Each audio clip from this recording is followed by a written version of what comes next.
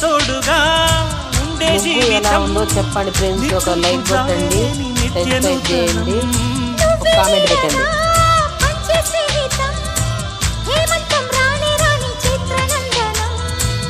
ఎండల్లో చిందే చెమట అమృతం పోయగా గుండెల్లో నమ్మకాన్ని పెంచుదామా.